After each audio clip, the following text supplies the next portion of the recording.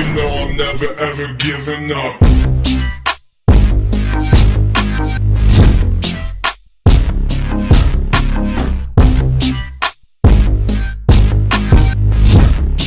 You know I'm never ever giving up. Hold it like around. Just it can get Like you around. don't want to like, talk too close to it, like kind of like a couple fistfuls away from it. I don't know. fist. I watched the Joe Rogan Experience, and that's always what he tells people: have it a fist away from your face. This is not quite so calibrated as that, but in any case, hi. Hi. How are you? Good, and you? Not bad. This is my first female interview, as requested. I'm happy you're here. Super cool. Also, the first one I've done quite a while, like a month. So happy to be doing this, and maybe the first. Too, to be here. Yeah, well, second European person. So. Oh, the first one. Second, maybe. No, doesn't matter. Ish. I've only done like 6 of them. I don't think I should forget this so easily. So your name is Marli. Yeah. Do you go by Marli? You go by Marli. No, it's not my full name, but let's What do you stick go to by? Marli. Great. And you're from Austria? Yeah, Great. kind of. Can we start off the bat with a super personal question? Sure. How old are you? I'm 26. 26? Cool, Yeah. cool. Good age. So you told me recently, and I actually just found this out after knowing you for, I don't know how long, a year and a half or something, Yeah. that you were born in the States, that you're fellow American. Yeah. They're cool. Tell me about that. How did your parents, I take it, are Austrian? No, it's Okay. more complicated. So my Let's parents... get complicated. Let's start with a really romantic story. Beautiful. So, my parents met each other in Berlin, no, sorry. Somewhere in a small town in Germany, because you know they're the U.S. base over there. Oh, And yeah. my father, he worked as a U.S. Soldier, communication technician for right the on. U.S. Air Force, and my mom, she was a student. Oh, that is so romantic. Yeah, and then she was like, "Oh, fuck that shit, I go to the She was a German? No, she's Austrian. Austrian? Yeah. Okay. Oh, so she met her on the base. Did they ever tell you how they met? Is it Yes, like at a local bar? they did. Yeah, my mom did. Yeah, they met at a bus station, and he started to chat with her, and she was like, "What the fuck?" So first reaction's like, this is very strange. Yeah, What's because- this man doing? Because, you know, for Germans and Austrians, if a stranger comes towards you with no good reason, they're really suspicious. They're like, "So what? What's your deal?" Yeah, like you're probably trying to scam them or something, or a criminal. Exactly. Yeah. I think in many places in the world, that's the case. I don't know. Especially in big cities. I would say, especially in big cities. I believe in the U.S. and Taiwan as well. They just come to you and want to chat with you. And that won't happen in Austria or in Germany as well that fast.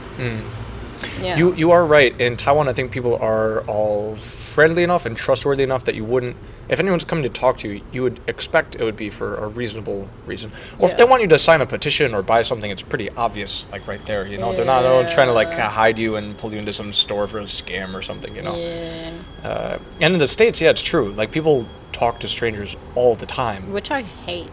Me too. It's very strange. Yeah, I'm I'm not interested in having a conversation with a stranger. Yeah, I feel the same way. Like, and maybe it's from being in Taiwan for so long. Like, I don't wonder if it's just cultural difference, you know, like reverse culture shock almost. But like when I go back, I really do feel annoyed that people keep talking to me. Like I'm trying to like buy something and they're asking like about my plans for the night. Like, who the fuck are you asking about why I'm buying these beers? Like, it's my business. Yeah. Or just chat about the food or the weather or this line is taking so long. Don't you think? Indeed, yeah. Although in Taiwan, the conversations are really plain. It's just about where I'm from, what the F I'm doing in Taiwan, and,很漂亮. I can't hear that voice anymore. So if a stranger comes up to you and it wants to talk to you, but for any reason, you pretty much know what they're gonna say. You mean in Taiwan now? In Taiwan, yeah. 你很漂亮. What are you doing here? Yeah. What else? What are the questions? I have like very close to zero female foreign friends here. Very, very few. So I don't even know what people ask. What happened to me a lot of times here was, for example, I was running to the MRT, and then there was this Taiwanese guy cutting off my way, and he was like, "Oh, I saw you here, and I find you really beautiful. Could we go on a coffee?" I'm like, "No, dude. Do you see that I'm in a hurry?" No. He just asked you just like that? Yeah, but that's a good thing.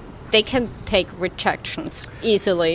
In Europe and the US, they're not that much. You're right that like Yeah. even if you don't want someone talking to you, at least if you can excuse yourself from that situation easily enough. Yeah. And also you can't blame him too much if he's being polite about it, like if he's not being rude. Exactly. You can't blame them for trying to meet a Well, girl, I also had situations where they were really creepy and rude. That you cannot forgive. No, but it was also really hard because, you're a foreigner in the country, and especially as a woman, you are treated to be, or you're raised to be nice to other people. Yeah. And there was one situation where, I was going to my working place, and then behind me there was this guy, and he said, "Oh, I saw you on the streets, and I wanted to talk to you." I'm like, "Dude, I'm in front of my working place. No, don't talk to me."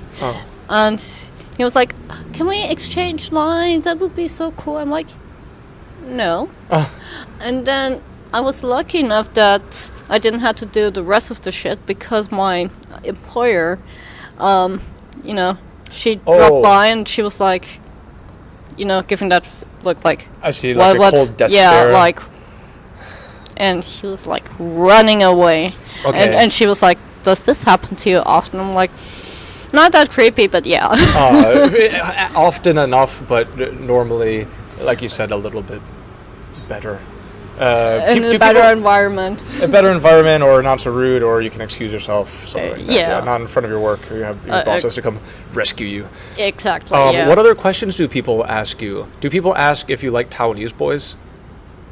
No. Because for foreign men, that's always like in the first like Really? 3 questions is, do you like Taiwanese girls?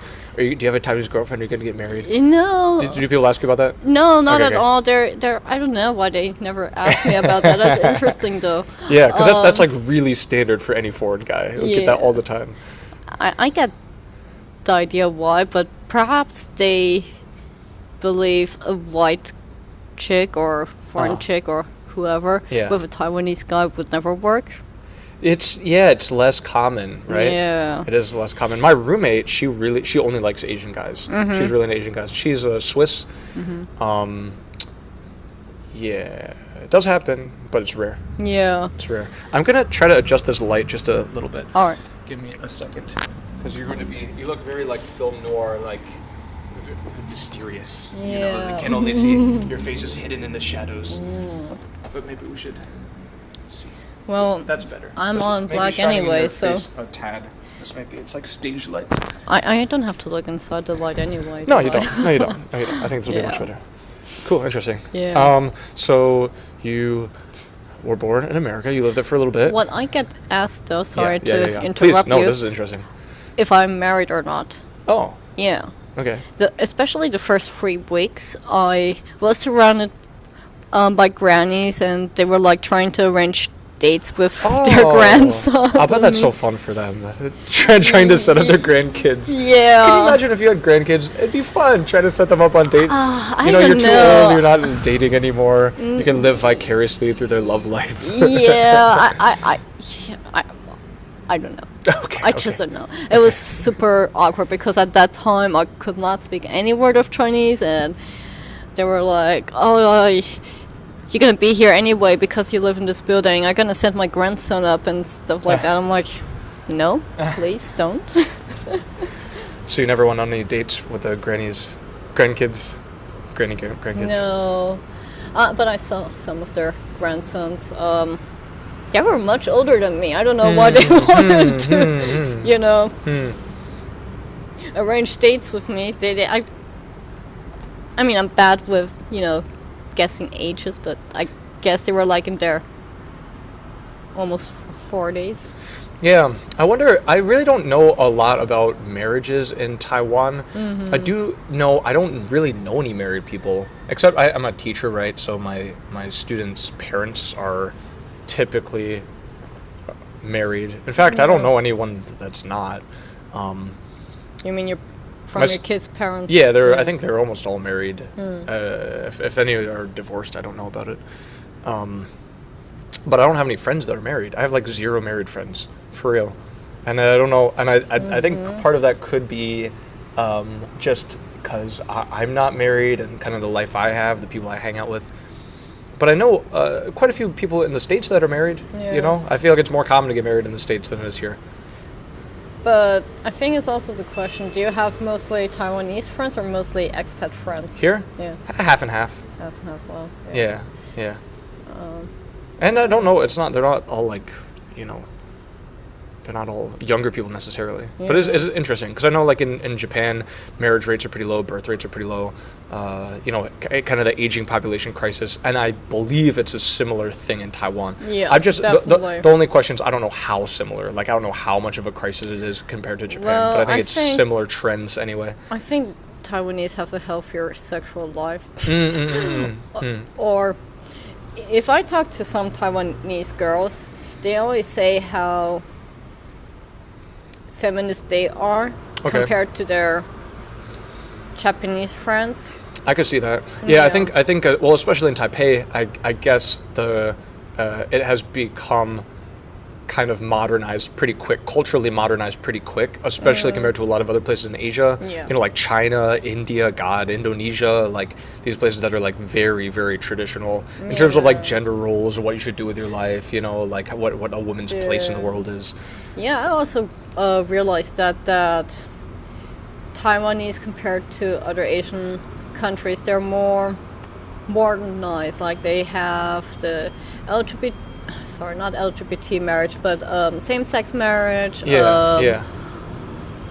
I also believe, like, as a woman, it's really easy to live here because you Okay. don't get catcalled. I can walk outside by night. Yeah, in that case, Taiwan is really modernized, and also in some aspects more than Austria. It's a Sorry to common say thing that. also. You know, there's a lot of like Latino people here, Yeah. Latino people, and there's a common comment from Latina girls, like from South America especially, that yeah, exactly just what you said. Like you don't get catcalled, like it's not an issue. You're not like afraid. Like you can walk at night for the first Yeah. time in your life. Like how Exactly. crazy is that? And like not even like have to look over your shoulder and carry pepper spray. Like it's pretty much okay, you know? Yeah, and also if you interact with, say now with male acquaintance or male strangers, you don't have to worry that they gonna insult you. Oh, what do you mean? Well, for example, if I Do you would even not, have like experiences like in Austria or in other countries? well, I just gonna take as an example Sure. with Austria because that's the country where I spend most of my time. Yeah. Like if you reject, I don't know, a sexual offer or anything similar to that, they get pissed. Oh, really? Yeah, they get pissed. They're like, I mean, not all of them, of course. Sure, but but it could be common enough. it's They do more have like common. like big like pride? Is it kind of like chauvinism kind of thing? Yeah, like definitely. Like men like kind of deserve. yeah, totally. Like there are even phrases in German like, Oh, you think it's like a cultural thing? Like it's really like a. I don't know necessarily if that's a cultural thing, but at least in the Austrian German language, there's Yeah. enough expression for these stuff. Yeah. So that's like it could be an easy thought for a man to have because that's in the language, it's in the ethos, it's in the culture. Exactly, yeah. see. And here, I don't have to worry about this stuff. This summer, I went back to Austria for vacation, and I had a vice versa culture shock. Like I wouldn't say, my Austrian friend said I was offended quite easily, but if I would tell my foreign friends about these stuff, they were like, "Man, that's crazy shit. What you have witnessed." Yeah. I mean, that doesn't have anything to do with male or female, but for example, Austrians love to interrupt other people's business, like Like really nosy just about stuff. yeah, Okay. totally. Like once I went to the dentist, and the doctors always have to know if there's a pregnancy or not. Oh, for the at the dentist? Yeah, for the Why? X-ray. Oh, I see. Yeah, That makes sense. I see. Yeah, and I guess said people don't no ask me if I'm because- pregnant generally. yeah, and yeah, my answer was no. And then the other patient in the waiting room, she stepped in and was like, "Are you really sure you're not pregnant?" A patient? Another patient? Yeah. Jeez. Yeah, and these kind of stuff, I mean, yeah, they're kind of common, yeah. Like being really Unfortunately. nosy just about Yeah, stuff. especially older people. And she was, I guess, old and lonely, and Yeah. but Yeah. yeah. But even an old lonely person here would not do that. Yeah. That would not happen. No, never. Yeah, people are really very respectful here, I feel like, about personal space, privacy. Just really nice. And I think even if you come from a different culture, like, for me, when I'm here, I really feel the urge to be nicer. Like, I want to help people. Yeah. I want to, like, for example, in the States, if I found, like, here's an example. If I found someone's ID on the floor, I might just not do anything. Yeah. I'm not going to, like, steal it, identity theft, but I just don't want to, Yeah. I don't want any trouble. I'm busy. I've got some stuff to do. Here, if I see something, like, that clearly belongs to another person, I'll go turn it into the police or, like, some security guard or something. Because I've had stuff returned to me that way so many times, I feel like I should do the same thing. Yeah. I don't litter anyway, but here I would never even be tempted to litter. In a place where there's trash everywhere, like, fine, there's more trash. But here Yeah. you don't want to. Like, it feels horrible. It feels really horrible to litter here. Oh, yeah, that's so true. I mean, I would feel horrible for both countries. Me too. But some Yeah. places you'd feel like a little bit less bad, With apartments, yes. But with outside environments, no. Okay. Yeah. Because apartments, I hope at least the trash stays inside for a certain amount of time. Yes. Should stay in the house. Yeah. Yeah, but interesting, how there's just different cultures, like, it really, like, it can really, like, pull you into something. All right, can we talk more about you? Yeah, sure. America. You lived there for how long? You said in California, right? Yeah, the first 6 years. And it was just because your dad is from there? Yeah, California? well, he was sent back to the US for work, and Okay. my mom was like, yeah, whatever. Okay, super dope. Yeah. So you were born there, grew up there. Do you have siblings? No. Okay. No. How's that? Being Because- an only lonely child. How's that? Do you have sad. cousins? Or Yeah, I do, but Close or no? Not at all, no, Okay. because tragic story. Okay. My father, he was a Baptist. that seems super dope. Why is that tragic? Well, it's Baptists tragic have because my good mom energy. is not religious at all. Okay. And, I mean, he didn't mind, but Okay. his family, or slash my family, Yeah, minded. yep. And after my father passed away, they were like, okay, so it's not our business anymore. And that's why I'm so really... Oh, so you're like the ugly duckling of the family, like the non-Baptist reject. Yeah, You and your mom. Exactly, yeah. Have you so your dad's side of the family is Baptist. Do you ever go to their, like, I know there's a lot, I when I was a kid I went to one Baptist church. My Yeah. family went for a few years. And it was I think it was kind of like a light, like Northern America, like white people Baptist, but it's still Baptist, like Yeah. shit there is spiritual. Like they take the spirit of God thing like pretty seriously. Yeah. So there would be like there's one experience I like will always remember. I don't know how old I was, maybe 7 or 8 or something, and there was it was in the parking lot of this church. There's this guy who like fell on the ground and started having like it looked like, I mean, in hindsight, Yeah. because I was a kid, I'd never seen anything like this, so Yeah. I had no idea what to think about it, right?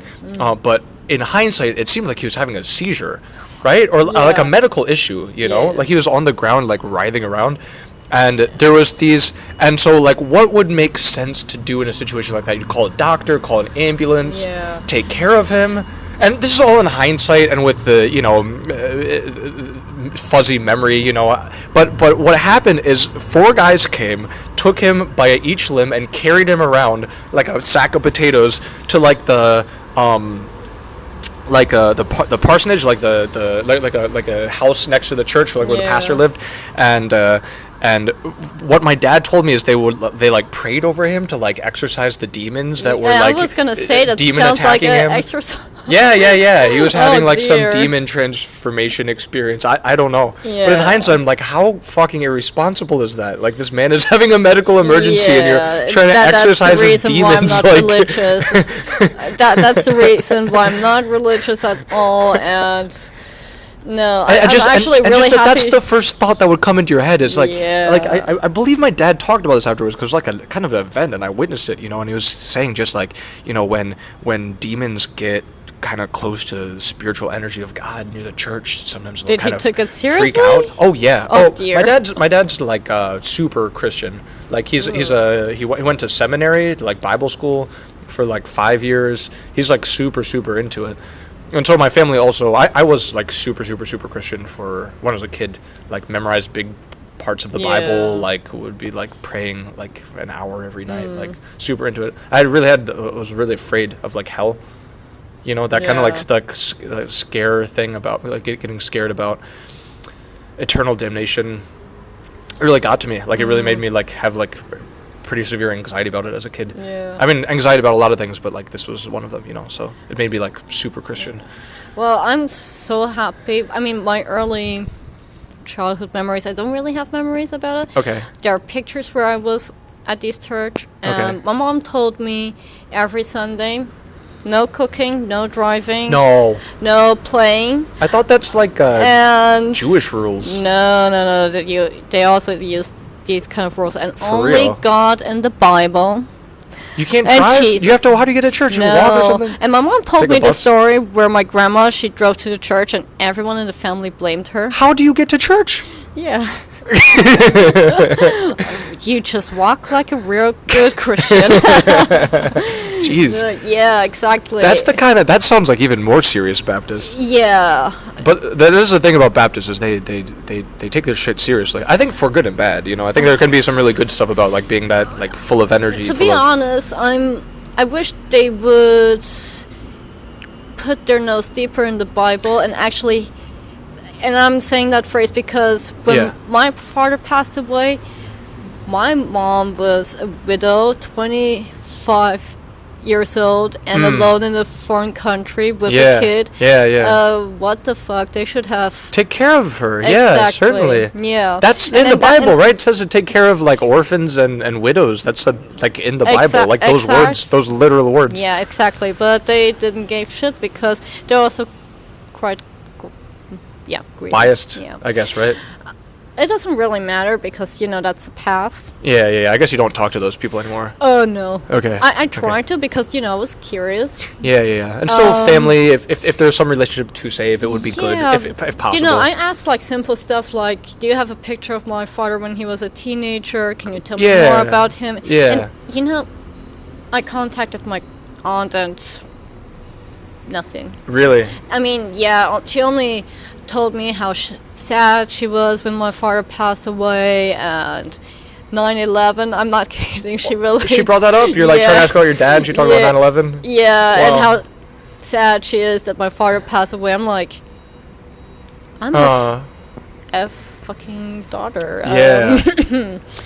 So can I Yeah. infer the rest of your story then that at least the next chapter is just like your mom was kind of by herself, like you said, in a foreign country, without a husband, like and his family was not into her or you at all. Yeah. So she's like, this is not cool. I'm going back home. No, No? she stayed in.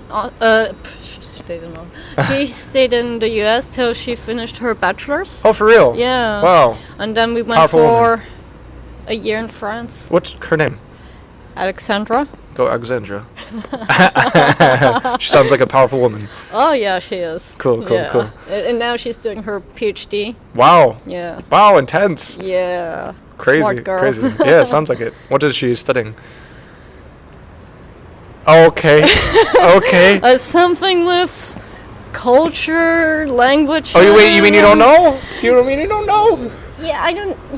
If it's I something. thought you meant it was something like about- really racy. Like, I'm not gonna tell you. No, Censored. I really don't know. Like It's okay. I mean, I'll forgive you. she told me many times, but you know, if PhD stuff could be boring. well, It could be really it's not boring. she doesn't even have a proper laboratory. Like, if I think of a proper laboratory, you know, you have like the lab equipments, goggles, gloves. She's doing something about culture, though. You're not going to they have have gloves. laboratories. They have laboratories. Well, you but have it looks they call them labs. Yeah. Which is just like a group of people working together on some project, Yeah, right? But it's usually exactly. just like a professor's office and meeting rooms. Yeah, something exactly. like that. So that's why. Sorry, Mom, for that. yeah, We'll edit this part out. Yeah, the mom edition of the interview. I could never take her laboratory seriously. I see. Understand. Yeah. I mean, to be fair, I think like a huge part of academia, it's very difficult to take seriously. For real. Yeah. You know, like there's this study. So in university I studied psychology and biology. It was this double major called biopsychology, like kind of pre-med. And so I took a lot of psychology classes. That Yeah. was like a big part of the major. And super interesting, really cool, you know, whatever kind of research methods, blah, blah, blah. But to be honest, like a lot of psychology is very subjective. Like you can pretend it's not, you can apply the scientific method to certain things. You can be more or less rigorous, but there's like many problems of bias in psychology. And there was it wasn't a meta review, but it was like, I don't know, a year and a half, 2 years ago, there was a very, very important paper published where the authors went back to replicate famous psychology experiments, like the ones everyone's heard of in Psych 101, you know, like I think the marshmallow experiment with the kids. Yeah. You know, that I think that was one of them. But just like a bunch, like some dozens of studies, and they found out like they can't reproduce these famous experiments. Like these famous experiments, they're like not true. Like the results are not true. I also believe it has to do with in what time you grew up. And for Yeah. example, some experiments, I don't believe that you can transform it in today's society now. Could be. Yeah. Could be. But the point of this paper it shocked the community. It shocked the whole psychology community, like what our entire field is all BS, which I think everyone had a little bit of an intuition about before the study, you know, like no one's saying like psychology, you know, like the pinnacle of science. But nevertheless, like people really have had to step back and like ask some serious questions, like what do you do with these results? Like you find out the stuff that this whole field is based on foundationally is maybe all But BS. you know, it's also really hard to set up an experiment. Especially for something like psychology. Yeah. Yeah, very difficult. There's too many external variables and You always have to think interpretation. over the aspects, like, and you also, what's really difficult is you're not supposed to put your emotional beliefs inside. Yeah, but the thing is, if with something like chemistry, it's like, okay, fuck your emotional beliefs. It's chemistry. Like, you know, what's up? Like, Yeah, but that's science. No, you still can put your emotions like, I believe it's that way, but you cannot really prove if you believe that. You just have to prove it with actual Yeah. handy terms, you know. I mean, there is some issues with, for example, publishing results, like with publishing only results that work, so to speak, that confirm your theory, and then if they don't, then you never publish them. A lot of issues with sharing information, reproducibility, general things about science, but there's just the social sciences are. It is sometimes how it actually operates. Kind of difficult to see them as sciences like this. Anyway, Well, long story short, yeah. if you just respect your mother's laboratory. Yeah, I'm gonna respect her understand laboratory totally. as much as possible. Respect her. At least I respect her, yeah. Yes, her laboratory. Yes. I was in a lab in university, a psych lab, and it was With I think monkeys? sadly no, that would be dope. That'd be super okay. cool. It was with kids. We would do like when did you go to, I mean no usually psych they do just experiments on like freshmen pretty much. Like freshmen taking intro psych classes, they all have to go do some experiments as part of their thing. So a huge amount of psychology studies are just done on university freshmen. That's pretty convenient. It's convenient. It's the population they have, but it's a very small, like narrow sample of human beings. You know. Yeah, but they function as human beings, and There are human beings, yeah. And to be At fair, least most of them. there are some like really solid psychology theories that are really interesting, like personality psychology. I think super interesting, could be really useful. Yeah. Think about it, but so speaking of psychology, how did your How did you end up in Austria from the U.S.? Well, my mom, she got a scholarship in France, in Paris. Okay.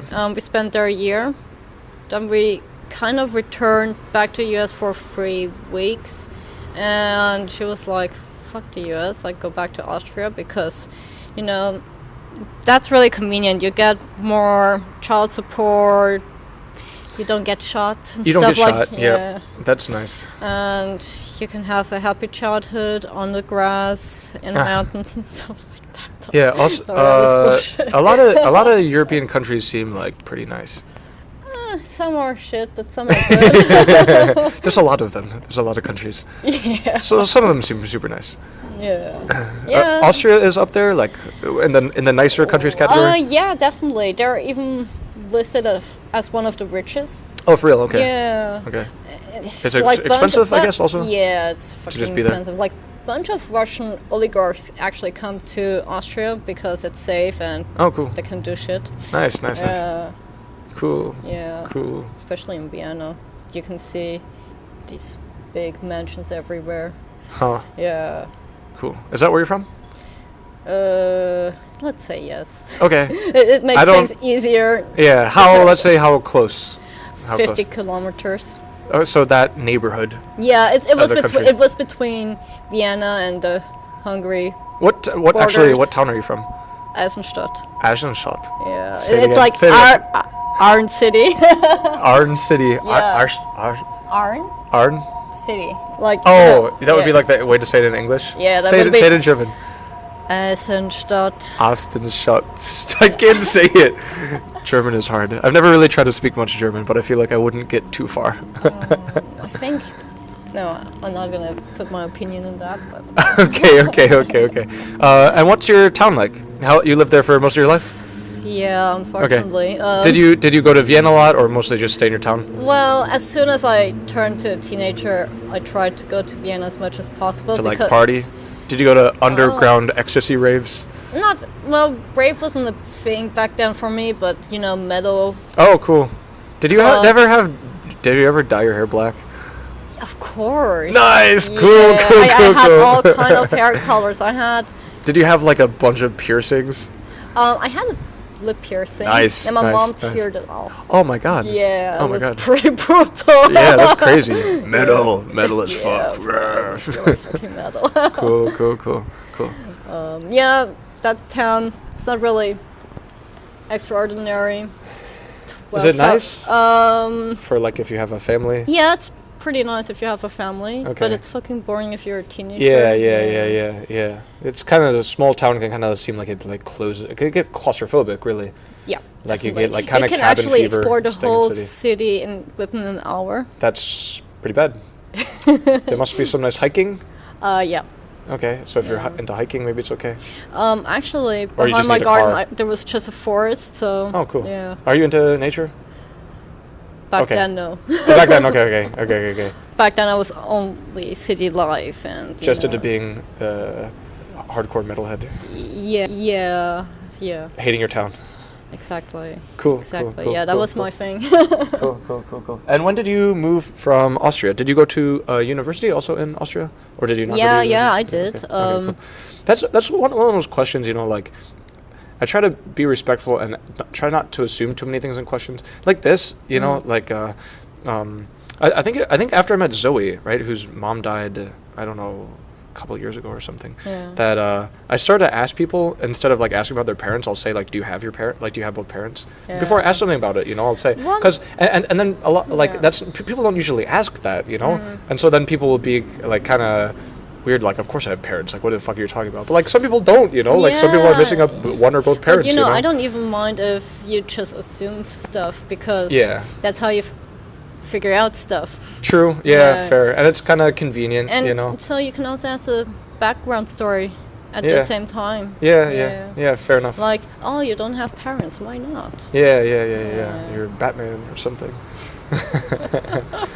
But same thing. I'll ask people, and I haven't had too many people answer no, but I don't say like Did you go to university there? I was say like, did you go to university? I Maybe you didn't go to mean, university. Some yeah, people don't go to well, university, you know. Like It was complicated, so Okay. I went there the 2 first semesters. okay. Then I just switched to a college because Okay. it was more handy, and not only I would receive theoretical knowledge, but also practical knowledge, and That's good. just really useful if you work in a laboratory. That's super good. Yeah, Can I ask, what did you study? chemistry. For real? Yeah. Oh, for real. That's why you're just saying you're a chemical engineer. You figured out how to turn on the light. You chemical engineer. What kind of projects did you work on, if you remember? If they're interesting. No, not really. Oh, there was one interesting one where I had a pre-synthesis of crystal meth. Oh, what? Yeah. Why? Well, Was because our that was just my Was work this in approved? college. Was this approved by the board? What do you mean, proof by the board? Was it approved by the board? Did someone ask to make meth, or was this Well, like my your teachers teacher asked was me. like, "We're gonna go on a field trip, guys. Like, we're gonna go into the woods to the special No, shed." I think This they is just woods wanted me chemistry. to do the first steps, and then they would continue the other ones. For real? No, you're not making meth. Well, there was For this real? Maybe. no, You're no, like, maybe. there You're was like, this actually, maybe. No, there were the there were these rumors where, you know, students would do stuff, and then later the teachers would continue and then sell these things. But it's a Really? rumor. Yeah. I'm sure it It's- happens though, right? It's gotta. I'm course, sure it of happens. course it You could make a lot of happens. money. You Yes. you could get super rich from And that. you don't earn much as a teacher, so And I feel like, you know, like if you want to make, I mean, I don't know how hard it is to make meth, to be honest. But I guess not that hard. People do it, you know. oh, you There's have normal to be people who do it. fucking careful. Yeah, people, Yeah. if things explode and you Yeah, get well, poisoned and stuff actually, like my first attempt explode. that. Oh my god, and- you exploded a meth lab? That's so cool. You're a baller. You exploded a meth lab. The second attempt it didn't explode. Nice. You know you're succeeding when you're not exploding your meth lab. That's super cool. Yeah. But I really imagine, like, especially, I also worked in a chemical engineering lab. Or chemical engineering, not chemistry. Yeah. Something. It's about like polymers or something. Yeah. But this you really see, like, if you have like a proper laboratory, if you're like a tenured professor, you have a bunch of like PhD students, you have got funding for projects, people are just doing stuff. You can order like a lot of chemicals, like pretty cheap, and then you have a Oh, lab, like yeah. proper equipment. Your university all has the huge machines and everything. Like you could probably crank some stuff out pretty fast, you know. You don't ask me how many times I stared at the poison box and was like, should I take some?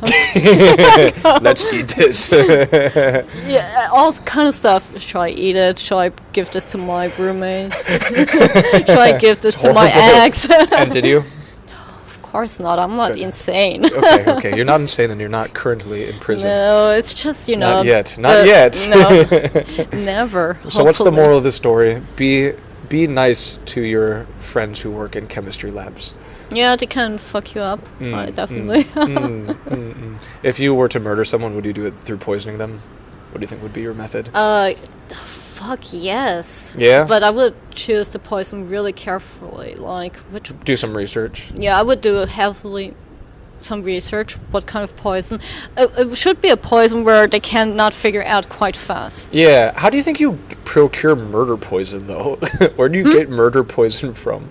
If you do your research and then you find out the poison you want to use, where do you get that from? Where do you go buy Black your poison? Dark market. I guess you have enough dark money. net. Yeah, you could probably find anything. You know the thing about some years ago, the brother or brother-in-law of the North Korean leader Kim Jong Un. Mm-hmm.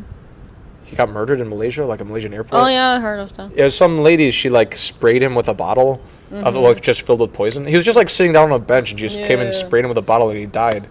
It's crazy. Genius. Sorry. Yeah. It's like poison can be super hardcore. Like it's very insane.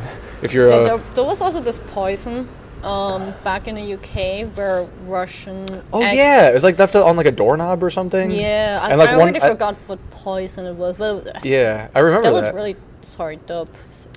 Yeah, I don't know. I don't know what the name is either. But it was like they were targeting some I guy. even believe it had a Russian name. And Probably. Yeah. Russians make crazy stuff. Oh yeah, they did. They're the craziest. They were so crazy. Yeah. You've hung out with Russians?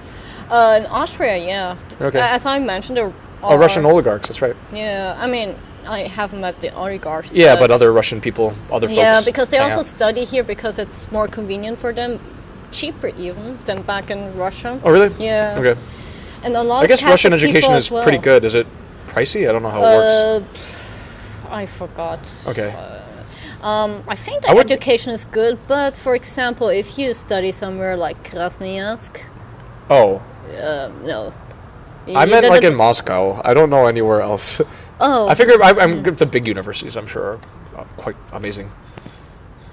Yeah, but you know, think about the population. How many Russians live A lot. in Russia? There's a lot of and Russians. not everyone can go to the biggest and That's true. fanciest That's true. university. Some of That's them have to true. go to their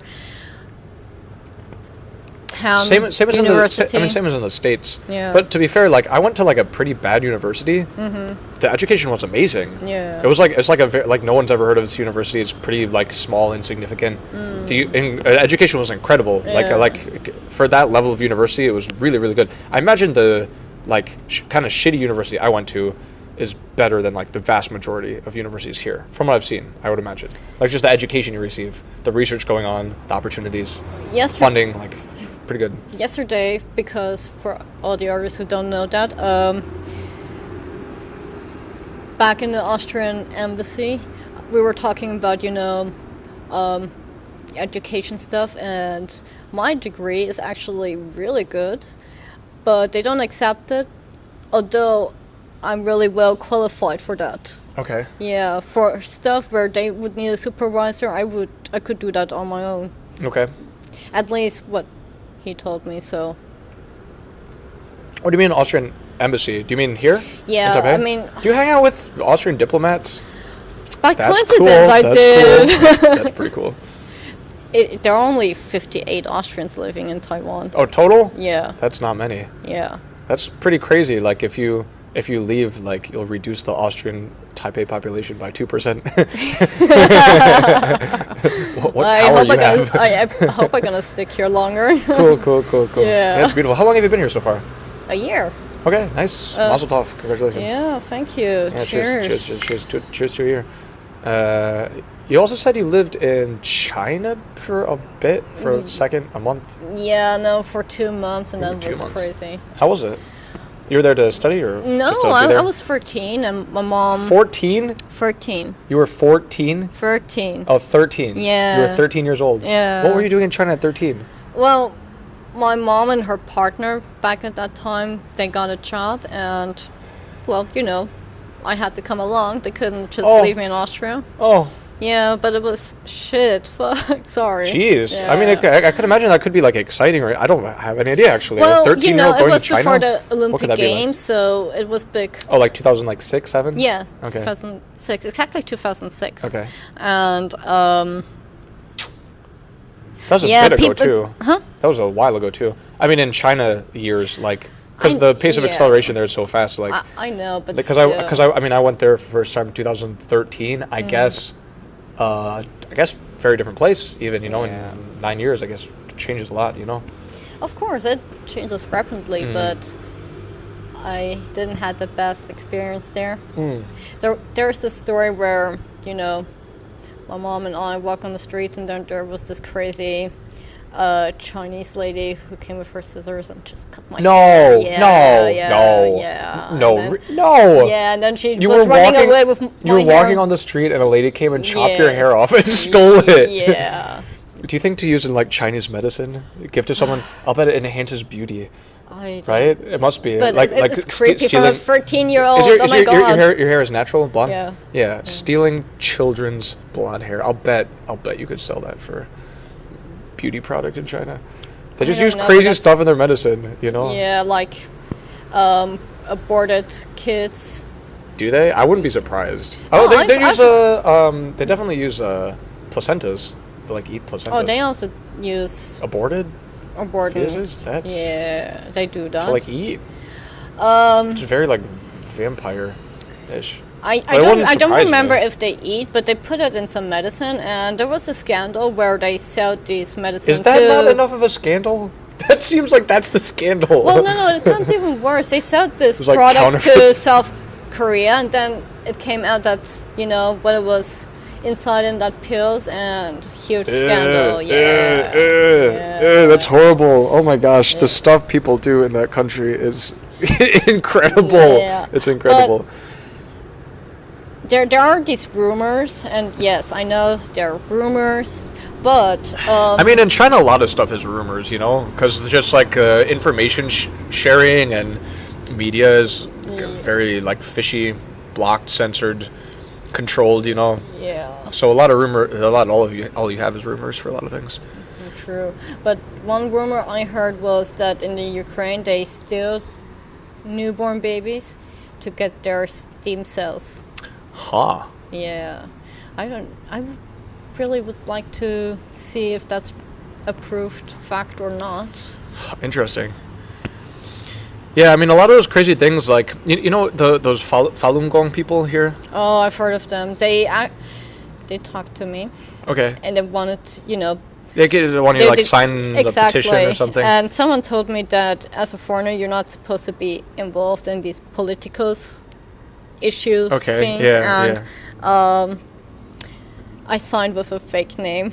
Okay, I think I've done the same thing before. It's fine. I don't think it matters. It's fine. With what name have you signed? My go-to fake name is Mickey Mouse. So I'm not sure if I wrote that down, but if I'm ever going to do a fake name, that's normally... Okay, but mine is worse. What? Ava Brown. Ava Brown? Yeah. It's pretty good. Mickey Mouse is nice. It's fun. It's cute. There's a while I was signing all my credit cards as Mickey Mouse. Because I saw like a YouTube video about how like it doesn't matter. It was like the same guy. He was just like going all of his credit card receipts. He was just like drawing pictures and like a field of grass with like sheep in it or something as his signature. And where was that? In the States. In the States. Yeah, and the point of the story was like it doesn't matter. So I was like it doesn't matter. So I just started signing it Mickey Mouse for some months. And the first person to finally stop me was when it was at university. You had like when you get a package sent to the dorms, you had to like sign to pick up the package.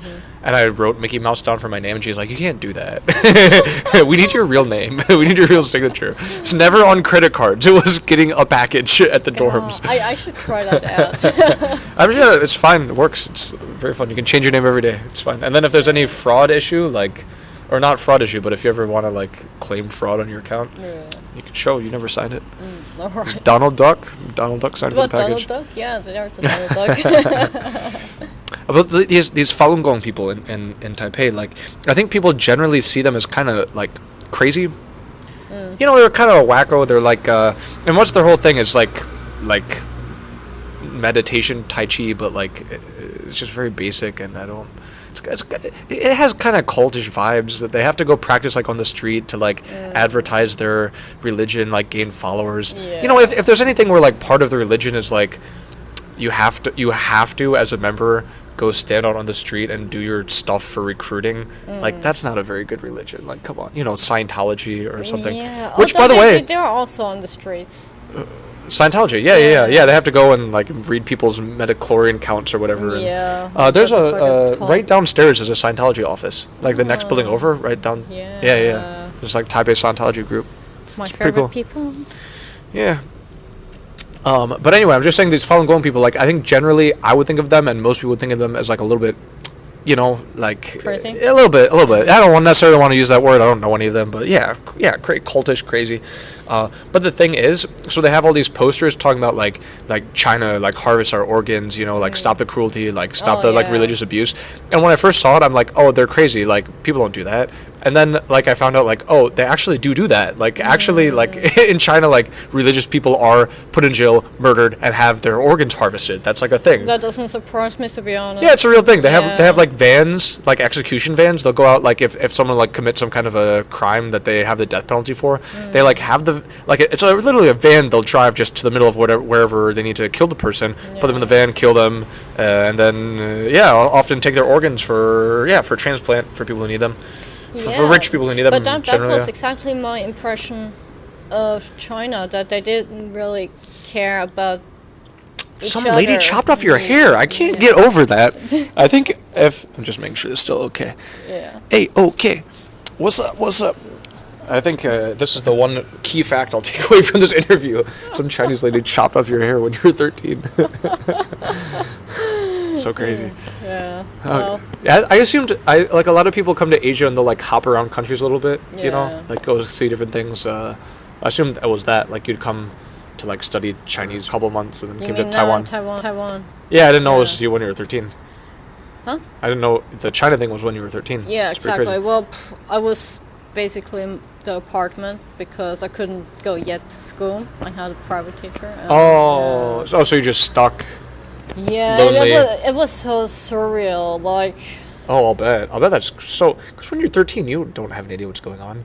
You're dealing with puberty. That's enough. You don't have to. I was, and I was fucking metal at that time. Oh, for real? Okay. Yeah. Okay.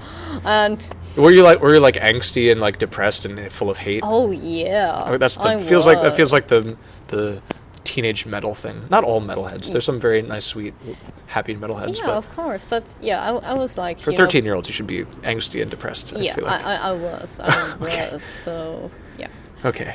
yeah. So dealing with that, with like emotional issues and also puberty and also China, also people chopping off your hair on the streets. It's a lot to deal with. And that time I discovered the internet Oh, as a cool. teenager. Great. That's a good thing and to I get into. and I discovered chatting. Ooh. And then we went to China, and then I discovered, oh, I cannot use everything. Hmm. But Even wait, then some things were censored, you mean? yeah, Like you couldn't, okay. I don't remember if I was able to use Netlock because back then Netlock was a thing. Okay. Is that just like a chat Yeah. thing? Okay. I don't Internet know. chat. Yeah, like a chat thing. The big internet chat was, in America anyways, what was, I guess it was American. AOL. AOL. America Online, Yeah, I I guess. never I guess used- it's American. Yeah, I never AOL used or that, like yeah. AIM or something. We also used MSN. MSN, Messenger. okay, yeah, right on. But I used this really cool, it was like a website called Meebo, where Meebo. yeah, it was where you could log in from like your MSN account, your like AOL account, like your whatever other accounts, put them all together. It's really cool. That sounds very American. I really wish no, I mean, it was just a website, just log in everything together. Yeah, but I really wish The I had those functions. chat logs. You know, don't you wish I- you could go back and like read oh like all God, your I old chats? saved some of For them. real? Yeah. Nice. Some. No, actually, Wait. if I think about that, it was really depressing. Do you feel like really like cringy, like about like or Well, how does- for example, I saved one chat dialogue with a friend of mine who I believed had a crush on me. At least I had a crush on him back Okay. then, and I think he was smoking weed or something like that, and he was like texting me with all of his crazy fantasy, like he would go up in the moon and there were Amazon soldiers protecting him. sounds like you're and smoking something. oh gosh, it was really amazing. But for some reason, it was so dramatic at the same time. Every time I would read it, I would cry. Oh wow, okay. Yeah. Okay. But I mean, don't you had this remember like the kind of exact- emotional relationship, and Yeah. he's talking about these beautiful things. Why not be emotional? Yeah. Do you cry now sometimes? No. Before, did you? cannot. When you're like I hardly. Did you? I try to cry, but I feel so numb now. I'm just like, Yeah, you yeah. know, Yeah. nothing happens. Yeah. It's hard. You have to be like your heart has to be kind of like open to be able to. I guess I cried all my tears out when I was a teenager, and now Oh. I have no tears don't have left tears when I'm an adult, which is good. I feel perhaps. the same way though. That like generally like I'm a little bit too like numb to cry. Yeah. You know, I'm not like depressed, but like when I do cry, I feel really good. I feel really like things are like opening up, like some like trauma is like opening up. Yeah. Not to like glorify crying too much. Like definitely, if you're an adult, you probably shouldn't be crying that much if your life is okay. God. But yeah, it's the thing where like you should be able to have these emotional releases. You know, like if you need to. Actually, I'm not sure. Last time, when did I cry the last time? I think that was kind of recently. Okay, to be okay. honest, yeah. But besides that, no, I hardly cry Okay. now as an adult. Me too. I wish I did more, but Yeah, Not often. especially Just 'cause on it the feels good. streets, and then you throw yourself on the street, and you. chop off some girl's hair. Oh no, not that dramatic. No, Okay. please no. But you know, cry baby and be like, the world is unfair, motherfuckers. In a grocery store, start throwing tomato sauce around. That would be over dramatic. Certainly. My grandfather, he was, I think, like a very, kind of like very wise, kind of spiritual maybe not quite my type. I mean, pretty religious too, but he seemed to just be like really emotional about things. Like he would cry a lot, like when he got happy. When he got really happy, or just when he was just full of emotion, or just talking about something he felt really deeply, he'd cry. I always like at the time. At the time, I always thought it was kind of like weird, like Grandpa's crying again. Like it's kind of like awkward, you know. Yeah. But like in hindsight, like I really respect that, you know, that you can be so full of emotion, you know, things that really move you in life, you know. Totally. I always kind of wish I could be. Yeah, have that kind of deep feeling inside of you. Actually, now that you mentioned that, it is actually a thing that men don't cry, and I wish that not often. men would do that more or be more emotional, or at least be open to it. Yeah. Like I don't think like you should cry necessarily, but I think it would be good to be able to. And you should be an adult. Yeah, be an adult. Like don't make other people feel weird. don't if you can help it, please don't cry in a grocery store. And I said, maybe you have an emotional experience with the grocery store. I don't know. Oh, tough one. Yeah, it is. Why did you come to Taiwan? How did you become part of the 2% of Austrian people living in did you say in Taipei or in Taiwan? Both, depending on if I want to talk about the city. No. I mean, you said there's like 40 or 50. I think I was talking about Taiwan. Okay, I could see that. Yeah. It's not a huge country, to be honest. Austria? Well. No, I mean Taiwan. Oh yeah. It's 23 million. True that. Not Plus, huge. I believe if Austrians or people in general want to go somewhere where they speak Chinese, they go to China. Go to China, yeah. People I think are some people are getting kind of weird about China. There's like a lot of reasons you wouldn't want to move to China, obviously. I mean, it's a big culture shock, and just some of the like politics and the way of life maybe people would disagree with. The original reason people really started to flee China was pollution. That was like the big reason why people were like, we're leaving. Hunting foreigners and the nationalism and stuff like that. Oh, do you mean like way back then? No, I guess I mean like in my recently. lifetime. Like recently. Hunting people? Well, not literally hunting people. But like cracking down on people. Yeah. I mean, I guess that's been kind of a constant thing for some time. I don't know. Since Xi Jinping he really made stuff kind of creepy. He's kind of, I have a respect for him as kind of like the most powerful person in the world, but he's also kind of a creepy guy. Do you know he lived in a cave when he was a kid? Like part of his backstory is he lived in a cave when he was a teenager. Now that you mentioned, doesn't surprise Yeah, me.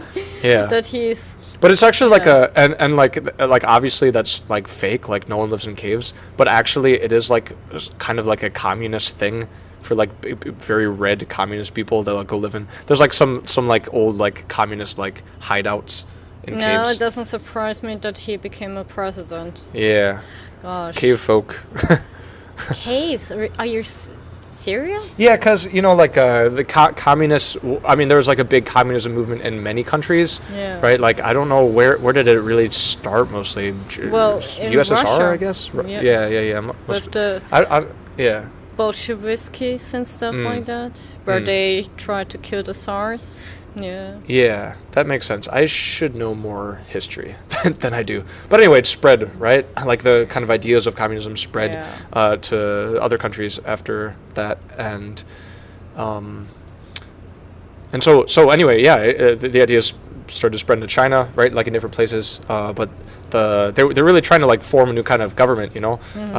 So they were fighting a lot against just the government, the kind of nationalists, the Kuomintang, the party that eventually had to flee to Taiwan. But like way before that, the nationalists, the government of China was kind of kicking the ass of the communists. Like, you know, they're like poor like country people essentially. The communists, you know, they didn't have like a lot of like money, power, equipment. So like they got their ass kicked quite a bit, and so they had to they had to go flee to like faraway remote places so they wouldn't all be like murdered in the face. But even is age fit to that age? I don't believe so. His age, would that fit to that time? I don't believe so.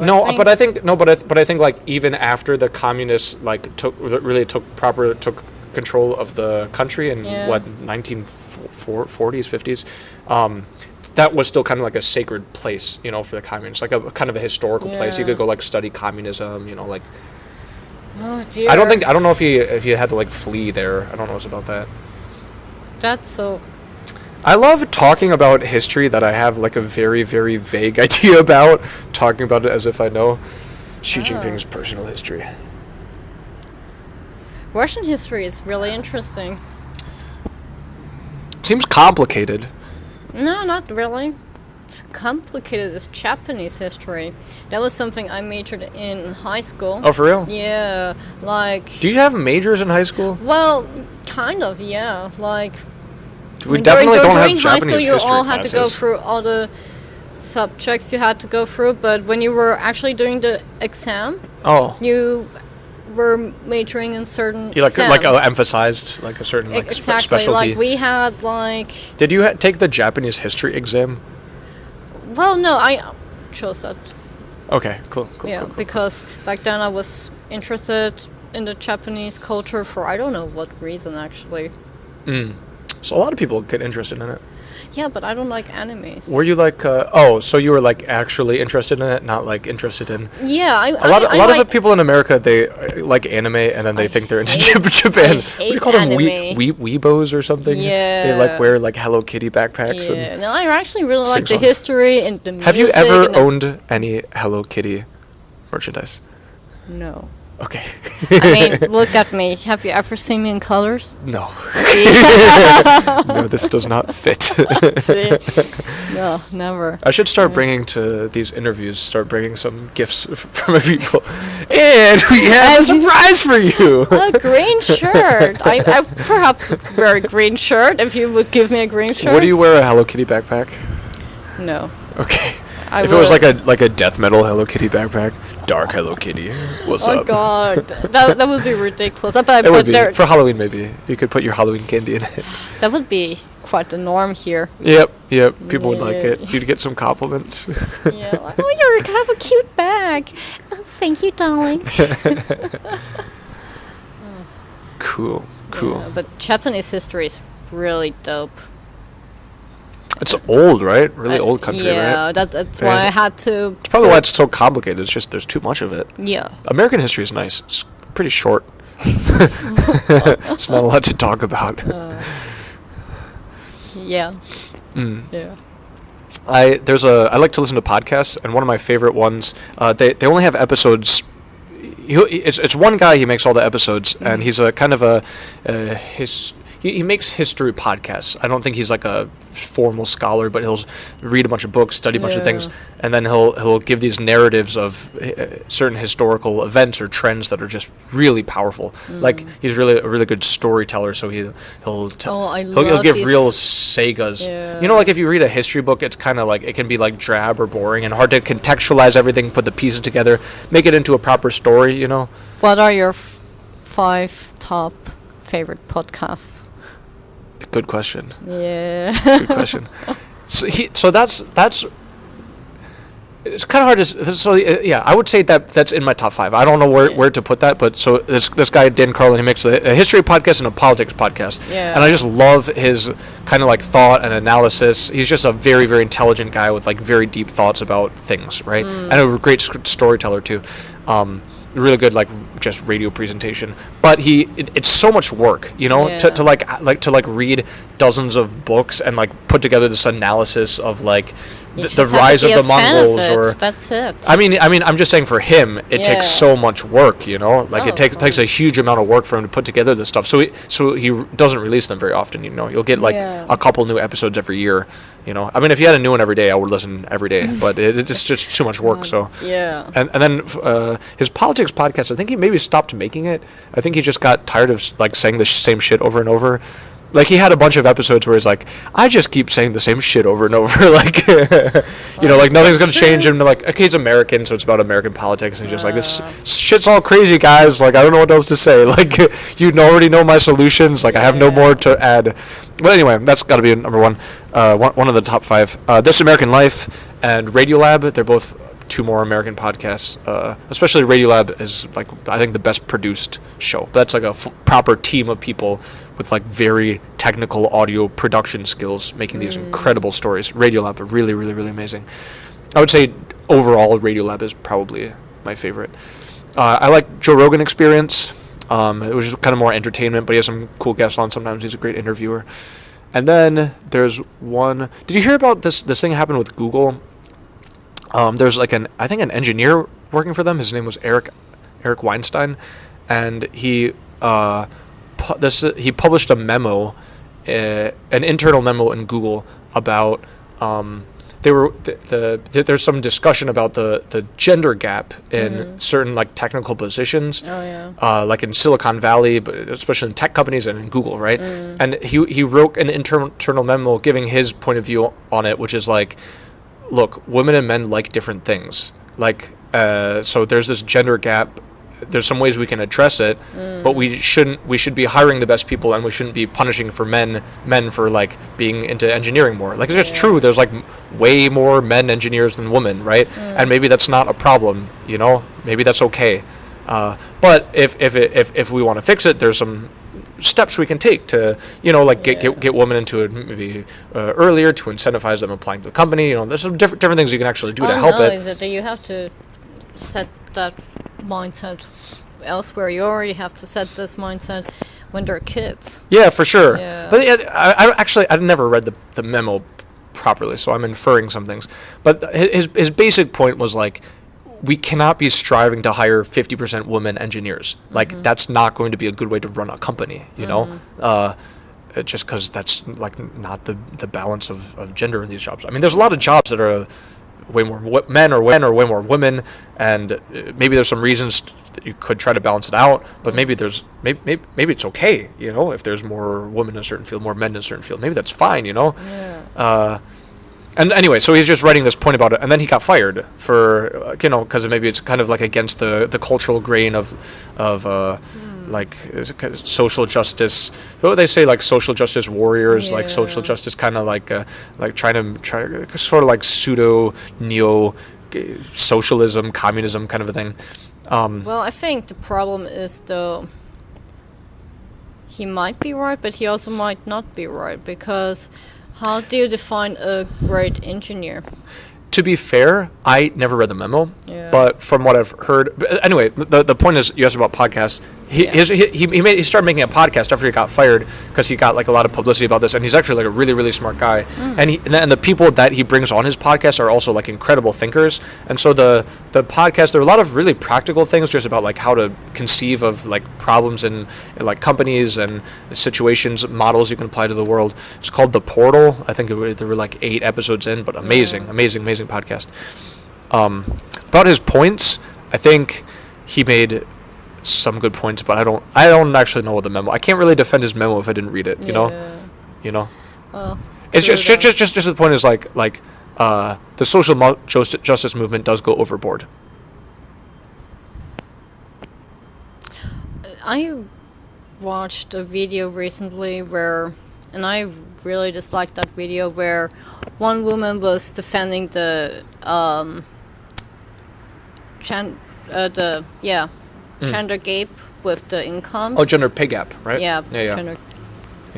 Gender pay gap, and her argument was like, if everyone is studying fashion management, we don't need that many fashion management. So, but her argument was always about women should not only be focused on fashion, which is bullshit, because if you think about where do you find women, you find them in education, you find them in hospitals as nurse or doctors, you find them I'm sorry into thinking, sorry. Yeah, no. But in some kind of, important roles where they don't find that much appreciation. A nurse. Do you mean like, let's say especially like nursing and education, which I think are both overwhelmingly women, exactly. Right. And do you mean not enough appreciation, like people don't appreciate the work that nurses do? Well, no, they also get a really shit income. Because nurses? Dude, in the States they make bank. Really? Oh my god, yes, they make bank. And In a super Austria, good job not. security too. Not at all. You can make like, I don't know, I think well over 100,000. Oh, and also social workers. It's hard work though. Social Really. workers as well. That's hard work. That is. You have to be Yeah. a good person to do social work. You have to be a good human being. Yeah. I'm not In good Austria, enough. I don't know if it's the case in the US and in Taiwan, but in Austria, all the social like fields Yeah, are yeah. really bad paid, Okay. and which I find really sad. I can see that. Yeah. I think because a lot of it is kind of like market driven, right? So it's like if you can't, if that job position doesn't generate income somehow, then you're not going to be compensated for it, regardless of how important it is, regardless of how many Yeah. people it helps, regardless of the impact on society. Like that's not what's important in terms of pay. What's important is the revenue that you create for a company, essentially. Exactly. And also, what I find really bad is, you know, you have that one issue if you have to run a country. So you have to make sure you have enough kids. Yep. So, and of course, there are enough women who want to have kids, but no one is talking about that has a huge impact on their career. Oh, I think everyone knows that. Yeah, but no one does anything about it. Yeah. I mean, that's, I think, yeah. What do you think about that? Oh, What are your thoughts on that? I think that's just kind of a reality. I think that's been the case for a very long time. Yeah. It's very difficult to have a career and a family because both are really, really hard. Both of them are very, very but difficult. even if they come back to the working place, they face, I don't want to say discrimination, but Oh, definitely. No. Definitely face Yeah. discrimination. Maybe if you have kids already, because you have kids, you know, like you're still a job. It's not about Yeah. being pregnant, just that. It's about you have kids now, Yeah, right? So it's exactly. It's a thing. It takes a lot of time, a lot of effort, you know, to even do it okay. To do it really Mm-hmm. well, God, like how much work would that take to be a really good parent? yeah, and Can't then imagine. It's really full time. have a career as well, or Yeah, at yeah, yeah. least earn decent money. And I think also plenty of discrimination against people, women who might like potentially get pregnant, or like if they do get pregnant, then like people might want to like replace them, fire them, something like that. yeah, and I think replaced there's by a young man. yeah, exactly, like Yeah. someone who's just gonna focus on the job, is not gonna have a family, not gonna get pregnant. I had this employer back in Austria, and because we were looking for someone who, because in Austria, if someone gets pregnant, you have like Oh, maternity leave, right? You can take some time off. yeah, for work you have to- maternity yeah, leave, yeah, but you also yeah. have someone who replaces you during that time. Oh, really? Okay. Oh, like a Yeah. temporary. Exactly. Worker, okay. And she already said, no, I just only want to hire men because they cannot get pregnant. Yeah. And she's a woman, so Okay. I find that, I still find it really hard. But it's the same thing, right? I mean, Yeah. that's the same thing that, like, it's true that if you are leaving the job, you need a temp worker, you know, you don't have as much flexibility or commitment to your job. That could, probably will, overall affect the profit for the company, you know? So once again, it's not about how much you're helping people. It's not about how much society needs it. It's not about who you are as a person. Not about any of those things. It's about the money, right? Yeah. And so if you look at just very logically about the money, it's like, it kind of makes sense. Doesn't mean it's good. It might be really bad, but it kind of makes sense if you just like take the assumption that everything's kind of driven by money, unless the government steps in and makes some rules that are like, you can't do that. Like, we have to think about society. We have to think about Well, the well-being of our people, and not just That should be this an company's important problem. step right now. Yeah, Shouldn't well, be. I think there are, I mean, I think most developed countries should have. This is once again By not something I know about, theory, but should yes. have like gender discrimination laws, in theory. Yeah. In theory, yeah. Yeah, in They're really theory. hard to enforce, though, right? Because like you can fire someone for any reason, and then in order to enforce the law, that person would have to sue the company and prove that Yeah, they but fired to you be because of their honest, gender. No one wants to get through the legal Exactly. process, Yeah. so- Like exactly. That's like a yeah. huge amount of like time, money. Maybe you'll lose anyway. And how do you prove that it was because of this? Oh, we're sorry. We're just downsizing. Like, Yeah, can you prove for that? these Right.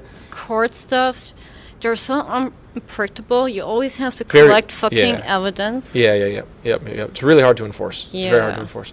So you're right. And that kind of leads you to always collect evidence just in case you get sued or you have to sue someone. Yeah. It's ridiculous. I have had some advice about that from a coworker recently, just saying like, I was expressing some worries about being fired, and he said just anything that happens, like take screenshots, you know, like if you're not doing anything wrong, take screenshots, save the records. Are your friends. Yeah, I mean, you know, I don't think it was bad advice. Fine. No. But, I always take screenshots. It is a big thing, and I think it's a hard problem. Discrimination against women or against anyone really, you know.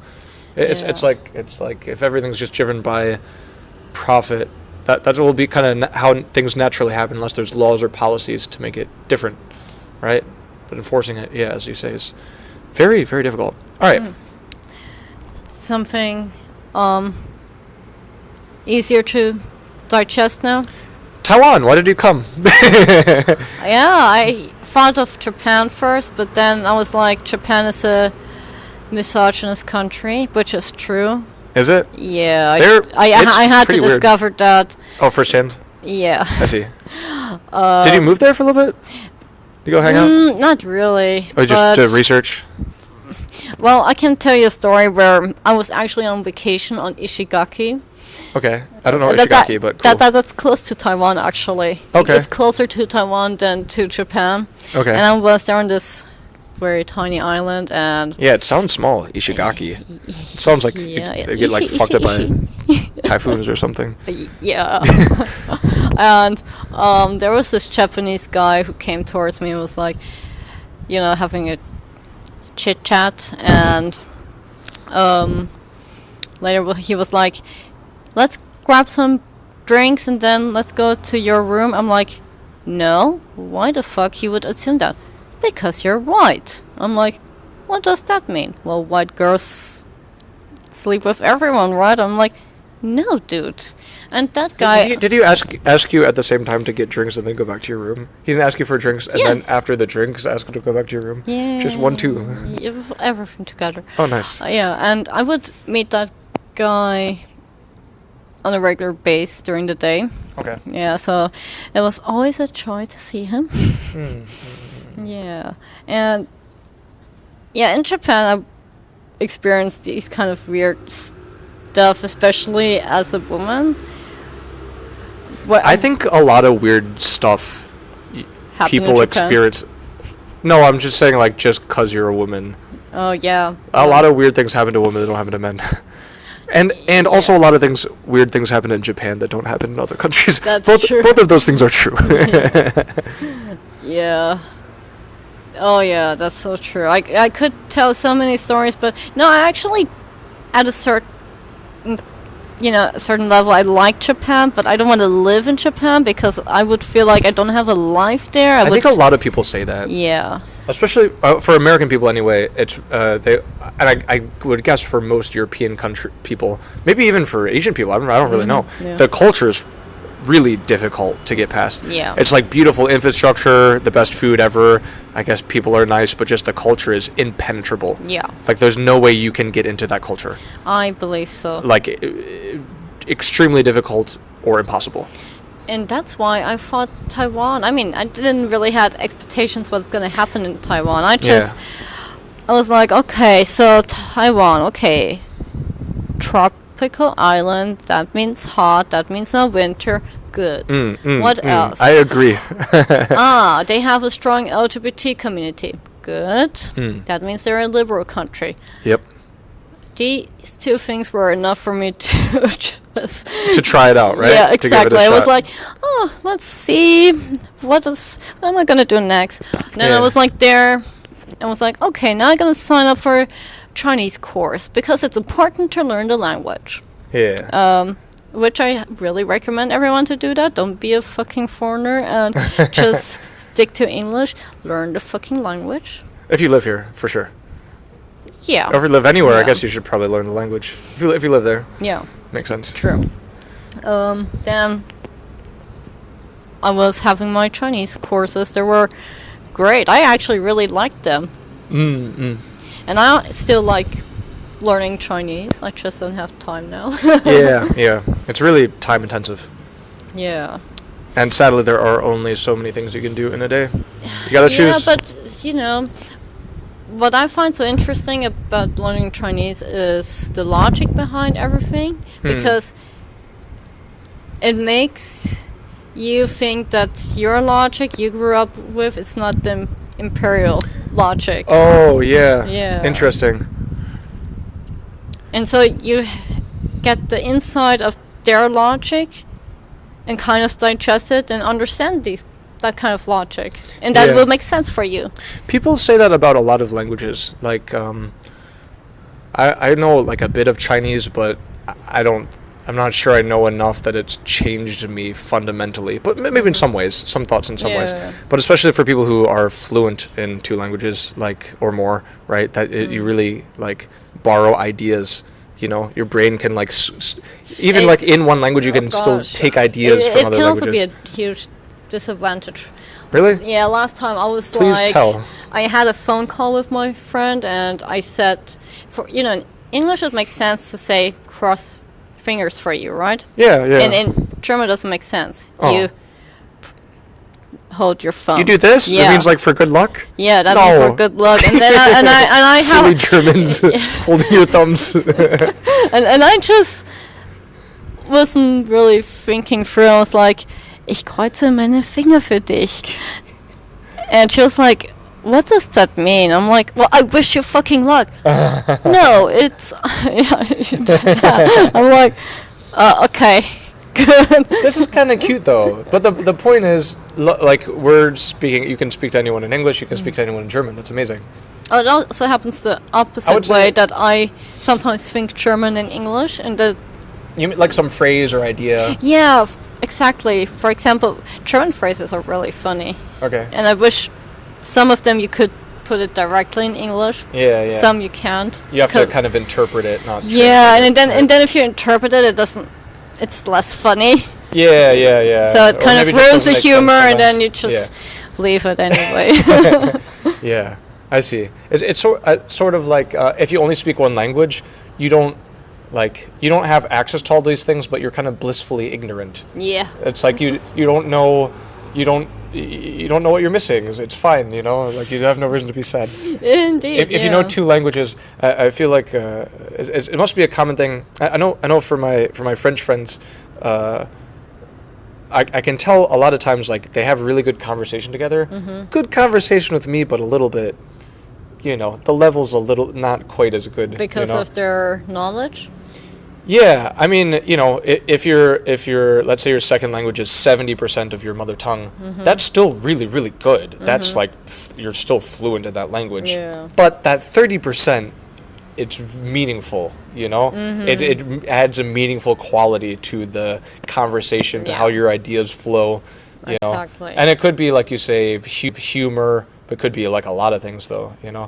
It happened to me after a certain while in Taiwan that I would have more English ideas, because of course if you live in Austria and you're also surrounded with German-speaking people, your ideas are more English. German. Yeah. And then when I arrived here, my ideas were more English. Oh, interesting. Now just because you speak more English here. Exactly. Now that I live with a German guy together, makes it a bit mixed. I see. Yeah. Cool. I don't like it that it's mixed, but yeah. Interesting. It fucks up my mind. Yeah, I imagine. I can imagine. Yeah, it's cool. Anyway, it's cool you can speak a couple languages. Nothing too bad about that. So you've lived in. I need to ask my concluding wrap up questions for everyone. When I first started doing these interviews, I had like the entire thing scripted. Yeah. I had like I would do like Austrian trivia, like Taiwan trivia, like my 10 questions about each country, blah blah blah blah blah. Right. I think there's some fun things about it. I might still have a lot of room to improve here. At least the mics are working this time. That's the important thing. These microphones are working. We got some lighting. We're doing pretty good so far. But I see a lot of air pollution right now. Oh yeah, do you? Yeah, I think it's air pollution. I don't think so. I think Taipei is really clean, mostly, not always, but I think it's just clouds. I think it's water pollution. I think there's And water water in there. pollution. Just clouds in there. Do you know that I mean, it is- light it- pollution is a thing? Oh, of course, yeah. Like, I mean, you shouldn't just be able to see everything fine. Yeah. Like, if you're in the forest, like, things are dark, you know? yeah. I mean, not in the forest, even near a city, but if you're, like, in the forest, it's dark there. You can't see things unless there's the moon. Yeah. That's all you got. Here, like, I mean, in a city, you can always see things all the time. Yes. Even if there's no streetlights, you can see everything just fine. Like, Close to where I grew up, there was one specific spot which was considered as the most darkest spot in Austria, Oh. if not the entire world. oh, wow. It's fucking spooky. Yeah, it's really spooky. It's Like a really place metal. people go to- It's really brutal. The place people would go to watch, like, stars. Yes. Yes. I guess that's one part for a good star watching place. To light pollution, that's one part of it. I think a higher altitude you also need for like telescopes. Put them on mountains Yeah. because you're just closer, I guess. I remember when I first read of light pollution, I just thought that's a fucking joke. Oh yeah, it's for real. It's definitely for real. I was like, that's so made up. Or Light if you're pollution. if you're ever flying in an airplane Yeah. and you can like look down like at night, you know, you can see cities. Yeah. You know, it's Yeah. just a big spot of light. You know. Yeah. Yeah. Yeah, for real. It's for real. So these are my like some of my standard questions I gotta get in. What kind of Austrian person do you think would like to live in Taiwan? Really adventurous people. Really spontaneous people. People who are not afraid at all. At all? What if they're afraid a little bit? I think a little fear is fine, but I think you have to be like one of these people who just grab their backpacks and also would be willing to hike around Asia. I think that kind of person you would have to be to... Like backpacker would have. Well, no, not like a backpacker, but like an individual backpacker who would walk Asia with the barefoot. I mean, maybe not that crazy, but I understand. bit, Like adventurous, spontaneous into doing exactly. stuff. Like Cool. maybe out of that craziness, let's take 1/3 out of it. That would Okay. be enough for Taiwan. I feel you. Yeah. Yeah, Taiwan's not too intense, but it is. I think it does lend itself to. You're right, to adventurous people. Yeah. Like adventurous people seem to have a lot more fun here. Well, if you go There's a lot to outside of explore here. Taipei, you see real Asia things.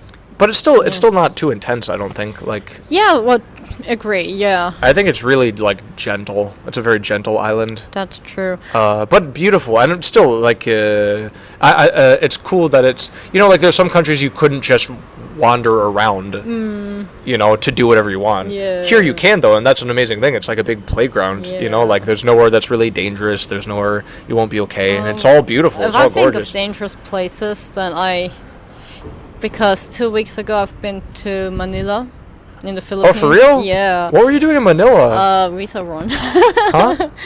Visa run. Oh, visa run. Okay, cool. Yeah. Got it. And I was also visiting a friend of mine What there. do you have? You do 90 days? Yeah. Okay, cool. Yeah. I mean, my working holiday visa was expired, so I was I see. like, I still want to stay there a bit, so. Okay. Um, I used to do visa runs in China all the time. 60 days. Really? Yeah. 60 days. Fuck, that's like every month. Well, 2 No, months. 2 months, Every 2 yeah. months. But it was okay. Because I had a business visa, which because they would just hand them out to you. Like, I don't know. Visas are funny. Yeah, I Visas hate are funny them. things. But it was for 10 years, so it was like pretty nice. Like a 10-year visa, you don't have to worry about renewing it for 10 years. I still have Yeah. like 5 years on it. I can just go to China anytime I want. Pretty cool. I don't think they hand them out anymore. I think they are like a little bit more strict about them at this I point. But believe so too. yeah. But yeah, at the time it was just like anybody could get them. So it was kind of cool. And then I lived in a city, Guangzhou, it's kind of really close to the border of Macau and Hong Kong, and they Yeah. both counted as like out of the country. So you could just like for Macau, you'd like get off a bus, and for some reason it's the weirdest border crossing. You have to walk across it. You can't like drive. You have to walk. I don't. Maybe it's standard. I don't know. No, I also had That to seems walk strange. through a border. Is that pretty common? You have to like get out and walk through something? No, Between countries? I don't know. I don't know what. I guess you would never do that depends in Europe, right? You just on. go. You, You just at least couldn't go in your car, right? At least can take your car. No, across the listen. border. So the experience where I had to walk through a border, that was when I took a bus from one country to another, especially from what was it, Slovenia to Croatia. Okay. At the border, you had to get out, walk to the Croatian border, and also vice versa. Okay. Okay. So like they just go through security Yeah, and customs exactly. or Yeah. whatever. And I think I don't remember why they have done this. I think it was maybe because of the refugee crisis. Okay. Anyway, I don't know anything about borders, but Yeah, in any but- case, I'm saying to go. You just go to the bus. Yeah. Because you walk across the border, you just literally walk in, and then you don't even go into the city. You just walk through the border, just through the gate again, and then you get a stamp, and then you're in. Oh, wow. Super easy, super convenient. Hong Kong was a little bit more crazy because you had to take a train like into the city proper. But Hong Kong is also amazing and beautiful, so it was okay. Tell me about Manila. Scary place. Well, I was in good hands. Thank you, Good. Crystal. Good. Yeah. I wouldn't want to like go there with anyone unless I wouldn't want to go there If you, unless I had like a connect, you know, yeah. someone to. Right now, I have a friend who works there as a U.S. diplomat. Ooh, good hands. Yeah, Good hands. I just figured that out after my trip. Mm. But anyway, that was actually the first time I saw slums, like actual slums. Me too. The first and only time I've seen like legit, like poor people, like people like living on like literally trash. Yeah. Like a literal actual pile of trash for Yeah. real. Like not like Yeah. trashy. Like that's trash. That you live Yeah, around. exactly. It was in yeah. the Philippines. It was in the Philippines? In Cebu, yeah. In Cebu, right? Yeah, which is a big city, but yeah, different part of the country. Yeah. I've never, that's proper third world poverty. Yeah. I had also never seen it before, Philippines. It's intense, right? It is It's like really, it's intense. emotional. I mean, even if you have no soul and you're hardened, it's still intense. I consider myself as someone with no heart and soul, but It's still- it it's was still still intense. it was still intense. Yeah, I was like, damn, so lucky. Yeah. No kidding. Yeah, but I never, left the car during. Okay. Yeah, so Okay. except once where she told us it was considered as a more poor area, and we went there to this Charlie B. I think it was called Charlie B. Okay. Yeah, Like a restaurant? Philippine Like fast food? McDonald's. Yeah. I think I know. Yeah. Yeah, That's so- like a guy, like a bee, right? Yeah, like a bee. Yeah, Yeah, yeah. exactly. Like a Like a character. red bee. Yeah. And she went there for the restroom, and I was like waiting there, hoped to get coffee, but they didn't give me coffee for some reason, and people were staring at me. Oh, Like- sure. Like, and I swear there was this one guy. He just said like this. Was he snapping his fingers? Yeah, I know. I'm not kidding. He really snapped his Wow. finger, and he had a T-shirt over his head, like a gangster. Okay, sure. Yeah. Yeah, there's a lot of gangs in the Philippines. Oh, really? Yeah, a lot of gangs. Guns everywhere, of course. That's crazy. Did you see a lot of guns there? No. Okay. Interestingly, I haven't I seen think one guns gun. you can just have them. Like I've been to the Philippines twice, and I don't. It's a place, man. I've it's been a told place. that people carry guns, but I haven't Yeah, seen yeah. a single weapon. But I was Yeah. just there for a day. Yeah. Yeah. I also like when I've been, I didn't see any like dudes like with guns, but security everywhere. Like every like in. Yeah, both times when I went, like pretty much like every like 7-Eleven, every Yeah. convenience store, every restaurant has an armed guard inside. You know, Yeah. like a dude with a pistol in the 7 to patrol it because they need it. Did It's that you intense. know that the Philippines belongs to the U.S.?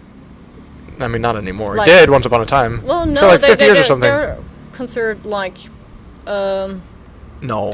No, it's a country. Which no. country? No. Like. It was a U.S. colony. Yeah, but they are We kind of won the- protected. They're protected from the. It's like, Oh, like Puerto Rico. No, it's not like Puerto Rico. Yeah, I've been told it's like Puerto Rico. It's not like Yeah. Puerto Rico. Puerto Rico is U.S. So U.S. territory. Philippines is a country. I've been. I think what happened, we beat Spain in a war, and then No. Spanish American War. No, And Philippines it- Philippines was a Spanish territory, and then we took it from them. I think No. yeah. For sure. No, it was. Yo, Google this shit. Google this shit right now. It was Open the a new tab. Japanese. It was the Japanese. They may have been colonized by several people. It could be. We could. I don't have my phone. We can look this up. We're in 2000. We're in 2019. Yeah, but I'm too lazy. It's in my bag. Yeah, fuck it. Because it was the first time I went. Like, I'm so ignorant about history. There's just a lot of history, to be fair, and my memory is horrible. But when I went, I was like, I thought they would speak like, I don't know what language, Filipino language. I don't know. I didn't do any research. Yeah. And I got there, and everyone speaks perfect English. And I'm like, this is why do they speak English? So I went on Wikipedia to Philippines and looked up the history tab, and it's like, yeah, U.S. like owned Philippines for 50 years. That's why everyone speaks English. Yeah. But also by Spain before that, which is why there's like a lot of like Spanish names for things. Yeah. People like a lot of people's names are like Carlos. And that's why Antoine. they're Catholic. Yeah. Also, Yeah. super Catholic. But for real, sketchy place. A lot of Yeah. sketchy places in it. There's some beautiful, gorgeous places, but I do not have an incredible amount of love in my heart for that country. Well, I have incredible among love for my friend with the country, but alone, I don't know. I think if I would have traveled there alone, I would have been screwed. Yeah. So- But to be fair, I do know people who really love the country. Mm-hmm. And like say some foreign people who really love the Philippines. So teach his own, I guess. I caught myself to be really ignorant in the Philippines. Every time I would see a white dude, I would be like, "You son of a bitch." Huh? Well, because there are these. Oh, like sex tourism? Is that what you're thinking of? Yeah. There's a lot of that. No, there is a lot of that. Yeah, but Like there's even there's in Manila, there's- I was like staring at each white guy and was like, "You bastard." giving him a death glare. There could be a lot of reasons you're in the Philippines, to be fair.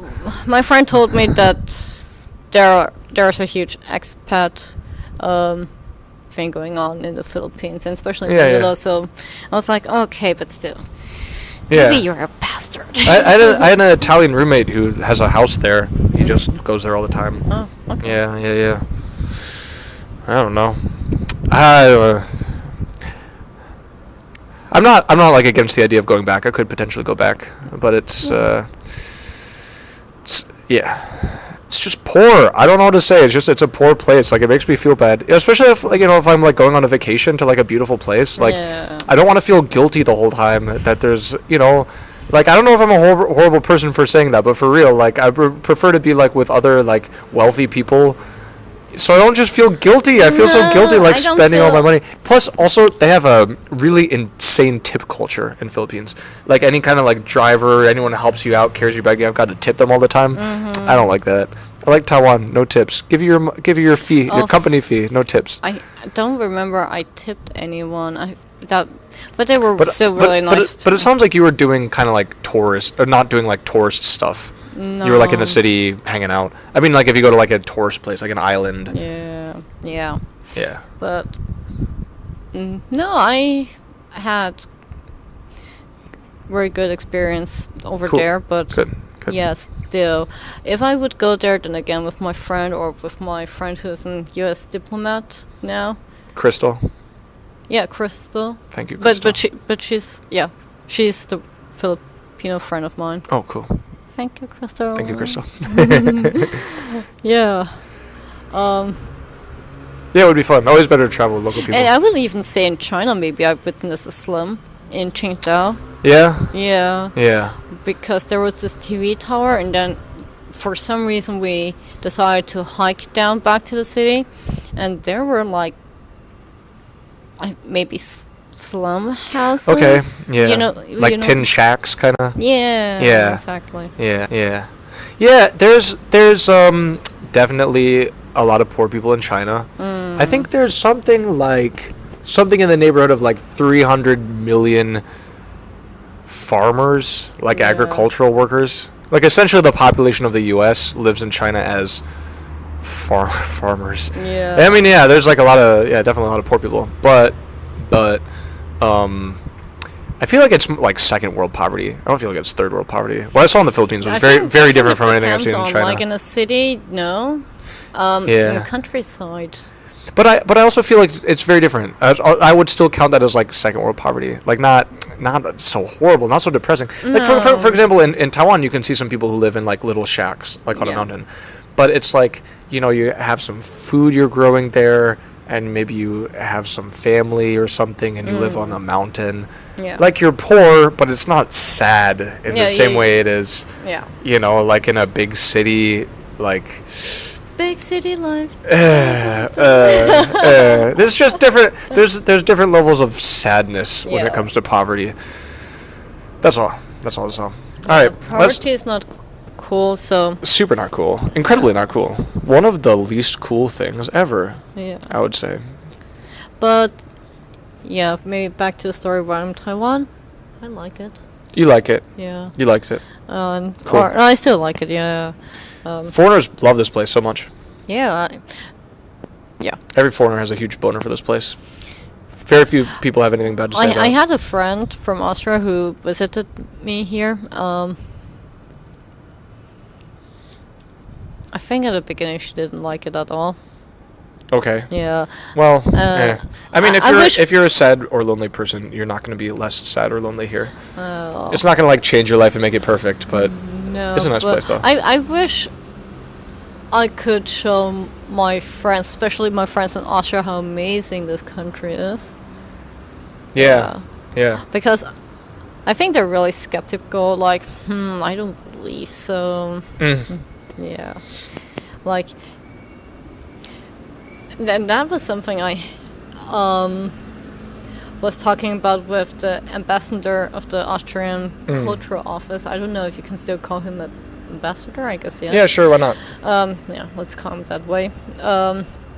You know, he was, doing his advertisement that Austria is the best country, like, you have clean water, clean air, which is, still good Yeah, and yeah, everything, yeah. and good education and stuff like that. But you can have all of these things and still be a really unhappy person. Oh, definitely. Yeah. That But was it me. helps. Yeah. Well, yeah, I but think if- it helps, let's say, like, for a population. Maybe not for, like, a single person. Like, Yeah. if you're depressed, if you're fucked up, like, okay. Like, yeah, but that's how it is. what I also believe, because there is this really weird culture in Austria where it's really hard to describe this in English because it doesn't make sense in English. But Try. for example, that city life angriness, it's kind of a real big thing in Vienna, especially. City life angriness. I got it. I think Yeah, so. like for example, we even have own words for these kind of stuff. Okay. Example, I would sit in the tram. It's angriness, or it's like It- disconnection, or It's all together. okay. Yeah, so something really typical. You would sit in a tram and, think of nothing, and then someone, especially an elderly guy, would come inside, and the first thing he would say is, "Life is horrible." Fuck. Not that. See, I cannot even use English swear words for that because it wouldn't make sense. But for example,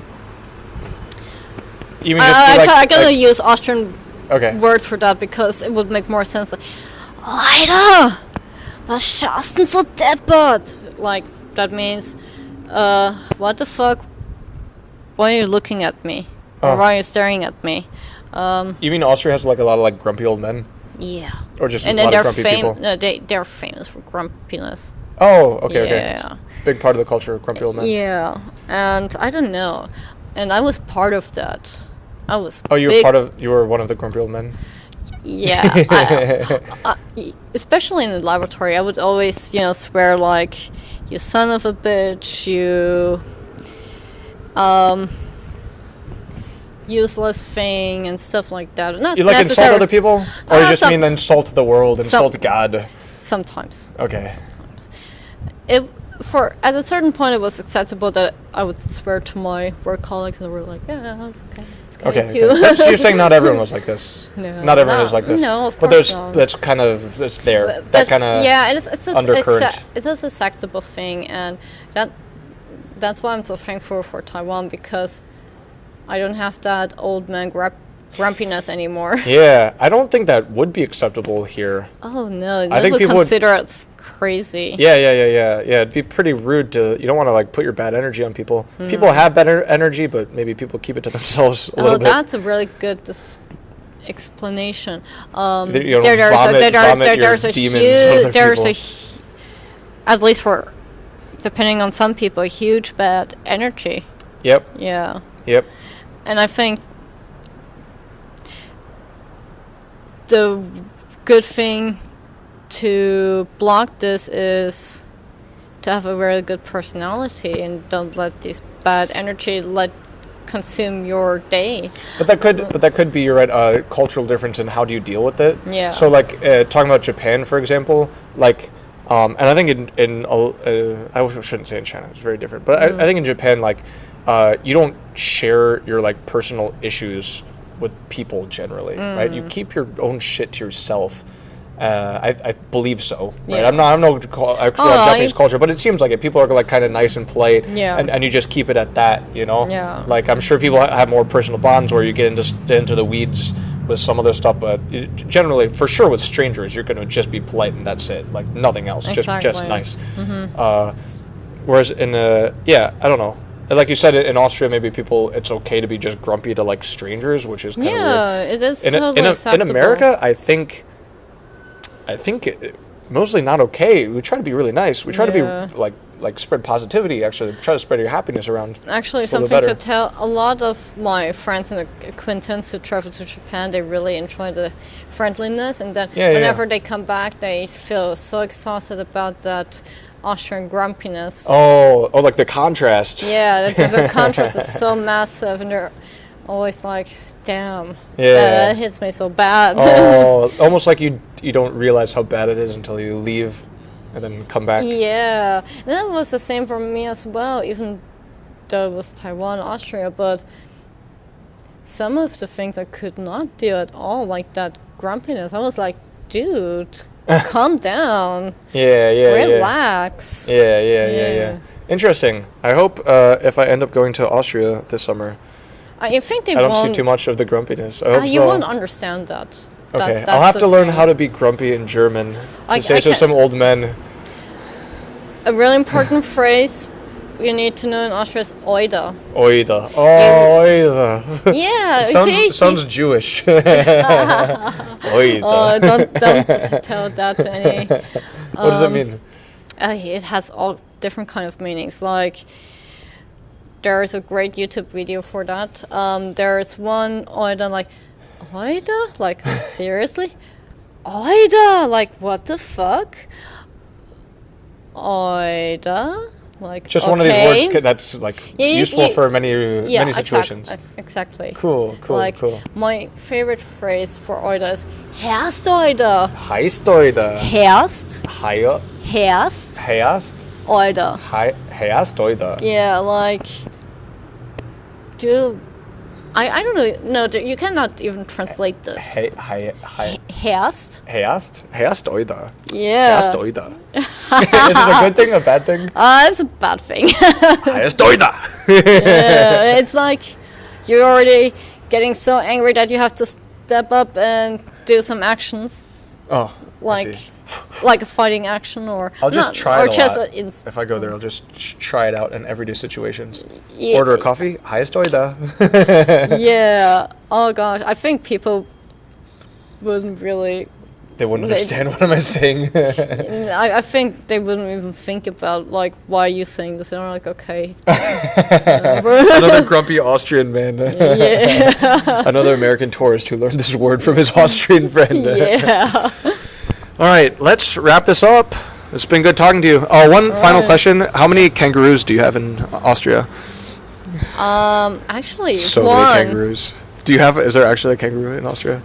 One, yeah. That's a really funny story. A Okay. snow kangaroo. For real? Yeah, has been busted out of the zoo and was somewhere in the mountains, and yeah, there are actually pictures of that. Have people asked you about? Do people often confuse when they're talking to you? Australia. I get it all the time. Must be from Taiwanese people. Must be. Yeah. People confuse Michigan I with Mexico. Michigan with Mexico? That doesn't make sense. Well, because they don't know it's far away. You know. Oh, okay. Well, usually I tell people I'm from Europe. Good. Because Hard to confuse that. Yeah, it's Just hard to be confuse. general from Yeah. Europe. Yeah. And then they're like, "Oh, where?" And then I say Middle Europe, and they're like, "Where?" And I'm like, near "Austria?" Germany. Well, no. Then I say directly Austria, and they're like, "What? I thought Australia is an own continent." How do you say Austria in Chinese? 奥地利. Odili. And then Australia's Audalia. Yeah, It's Audalia. close also in Yeah, Chinese, to be fair. It's also close in Japanese. One of the two countries needs a new name. One of you's got to change. Well, you know, in German, fair enough. Austria is not Austria; it's Österreich. It doesn't even. Österreich. Oosterreich. What? Yeah, can I call it like Oosterland? Oosterland. Oh. Oosterland. That'd be good. It's harder to confuse. Yeah, but you would need to add the O with the dots. We don't do U, just do U. U. Not the U. We don't do a German U. We just U. Oosterland. Oosterland. So we're going to start referring to Austria as. Alright, it's been beautiful talking. Thank you very much. Thank you. Let's do a thing for the ending credits.